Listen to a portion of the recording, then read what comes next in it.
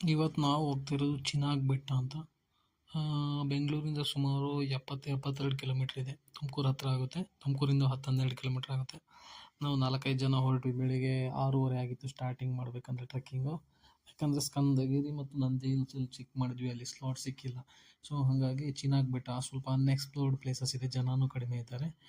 ಅರಣ್ಯ ವಿಹಾರದಲ್ಲಿ ನೀವು ಬುಕ್ ಮಾಡ್ಕೋಬೋದು. ಅರಣ್ಯ ವಿಹಾರದಲ್ಲಿ ಅರೌಂಡ್ ಪರ್ ಹೆಡ್ 250 ರುಪೀಸ್ ಆಗುತ್ತೆ.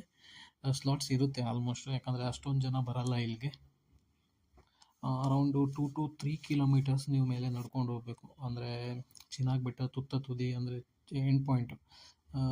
ನೀವು ಎಲ್ಲಿ ಸನ್ರೈಸ್ ಎಲ್ಲ ನೋಡ್ಬೋದು, ಚೆನ್ನಾಗಿರುತ್ತೆ. ವ್ಯೂಸು ಅಷ್ಟೇ ಚೆನ್ನಾಗಿರುತ್ತೆ. ನಾವು ನಡ್ಕೊಂಡು ಹೋಗ್ತಾ ಇದ್ದೀವಿ ಇವಾಗ. ಮೇಲ್ಗಡೆ ಯಾರೂ ಇಲ್ಲ, ನಾವು 4-5 ಜನ ಅಷ್ಟೇ ಇರೋದು, ಬೇರೆ ಯಾರೂ ಇಲ್ಲ. ಇವತ್ತು ಸಾಟರ್ಡೆ ಅನಿಸುತ್ತೆ. ಹೌದು, ಸಾಟರ್ಡೆ.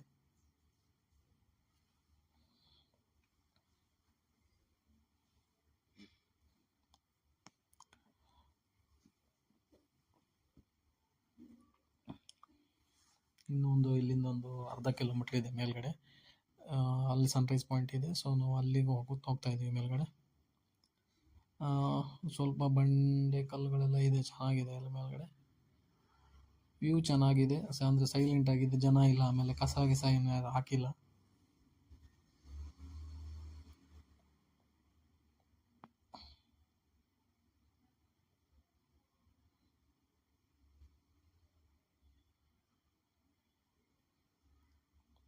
ಇಲ್ಲಿ ಬಂದ್ಬಿಟ್ಟು ಇಲ್ಲಿ ಮೇಲೆ ಸ್ವಲ್ಪ ಹತ್ತಬೇಕು, ಬಳ್ಳಿ ಇಟ್ಟಿದ್ದಾರೆ, ಬಳ್ಳಿಲಿ ಮೇಲೆ ಹತ್ಕೊಂಡು ಹೋಗ್ಬೇಕು. ಆಮೇಲೆ ಇದು ನೋಡಿ, ವ್ಯೂ ಪಾಯಿಂಟ್ ಇದೆ. ಇಲ್ಲೇ ಸನ್ರೈಸ್ ಪಾಯಿಂಟ್ ಇರೋದು, ಚೆನ್ನಾಗಿದೆ. ಬರೀ ನಾವು ಇಬ್ಬರು ಮಾತ್ರ ಇದ್ದೀವಿ ಮೇಲ್ಗಡೆ ಬಂದಿರೋದು ಇವಾಗ ಸದ್ಯಕ್ಕೆ. ನೀವು ನೋಡ್ಬೋದು ಗಾಳಿ ಯಾವ ಥರ ಬೀಸ್ತಾ ಇದೆ ಅಂತ.